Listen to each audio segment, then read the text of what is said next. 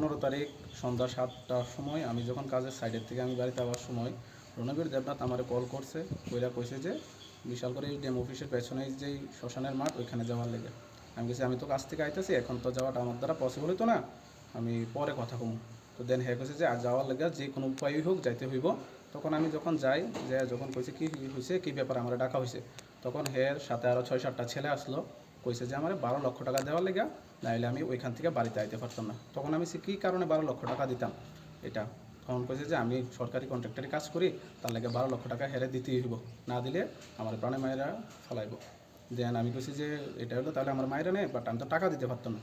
তখন হ্যাঁ বন্দুক মানে পকেট থেকে পিস্তল বার করে 2 রাউন্ড গুলি করছে, একটা উপরে একটা নিচে। তো কইছে যে হ্যাঁ আমার এখন মাইনে নিব, হেরে টাকা দিতাম। তখন আমি কইছি যে ঠিক আছে, আমার কাছে যে এত টাকা নাই, আমি 1 লক্ষ টাকা হেরে দিয়ে দিব আমার প্রাণটা ভিক্ষা দেওয়ার লেগে। তখন আমি কইছি যে হ্যাঁ কইছে যে সঙ্গে সঙ্গে হইতো না, এরা 12 লক্ষ টাকাই দিতে লাগবো। তখন আমার কইছে যে আর 2 লক্ষ টাকা দেবো। আমি তখন কইছি 2 লক্ষ টাকা আমি ব্যস্ত, তুমি এর বেশি পারতো না। তখন রাত 8:30 বাজে আছে গা। তখন হ্যাঁ আমার 1 ঘন্টার সময় হয়েছে, 1 ঘন্টার মধ্যে 2 লক্ষ টাকা দেওয়ার লেগে।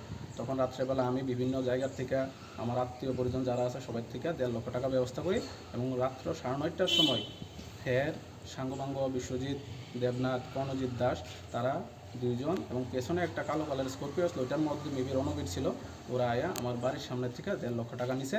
এবং 16 তারিখ পুনরায় 16 তারিখ বিকালবেলা আমার বাড়িতে ছাদ ডালাই চলতেছিল, আমার বাড়ির সামনে যাইয়া 3 গাড়ি, একটা সাদা থার, একটা সাদা স্করপিও, একটা কালো স্করপিও নিয়ে গিয়া ওইখানে 2 রাউন্ড আবার ফায়ারিং করছে। তখন 4টা বাজে, আমার বাড়িতে 40-50 জন লেবার আসলো, তারা খাওয়া দাওয়া করতেছিল, আমার আত্মীয় পরিজনরা আসলো। তখন কইছে যে বাকি 10.5 লক্ষ টাকা সন্ধ্যা 6টার মধ্যে দেওয়ার লেগে, না হইলে এখান থেকে আমরা বাড়িঘর ছাইরা যাওয়ার লেগে। তখন আমরা কী করছি, প্রাণ ভয়ে এখান থেকে বাড়িঘর ছাইরা 4 দিন আমি অন্য জায়গায় আসলাম। তারপর যখন 20 তারিখ আবার পুনরায় বাড়িতে আসি, তখন হ্যাঁ আবার এইভাবে খবর পাই, আয়া আমার বাড়ির সামনে, মা বাড়িতে ছিল, আমি বাড়িতে ছিলাম না, কাজের সাইডে ছিলাম। তখন হ্যাঁ আবার বাড়ির সামনে 2 রাউন্ড ফায়ারিং করে, এবং মা যখন আমার ফোন করে কান্নাকাটি করে, তখন আমি কী করি, মা তখন মার গয়না নিয়ে বাবা যায় গোল্ড লোন নিয়ে, তো ওকে 4 লক্ষ টাকা টিভিএস শোরুমের সামনে আমার বাবা দেয় পরিমল দাসকে। ওই টাকা দেওয়ার পর হ্যাঁ কী করে যে পুনরায় গতকালকে মানে 22 তারিখ সকালবেলা 5:45টার সময় আমাকে ফেসবুকে ভয়েস পাঠায় যে ওকে আরও 10 লক্ষ টাকা দেওয়ার লাগে, না হইলে আমরা আবার কোনো মানে প্রাণে মাইরা ফেলা হইব। তো তৎসঙ্গে আমি এখন থানা প্রশাসনের দ্বারস্থ হবো, এবং প্রশাসনের কাছে এটা জানাবো যে ওদের যাতে অতি সত্বর কোনো একটা বিচার করা হয় এবং আমার পরিবারকে নিরাপদ রাখা হয়।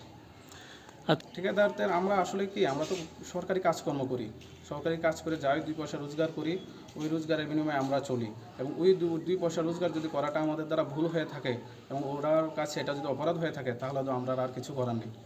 সরকারি কাজ করাটা যদি অপরাধ হয়ে থাকে, তাহলে আমরা আর কী বলবো। এটাই আমার অপরাধ, আমি সরকারি কাজ করি, কন্ট্রাক্টারি কাজ করি, এটাই।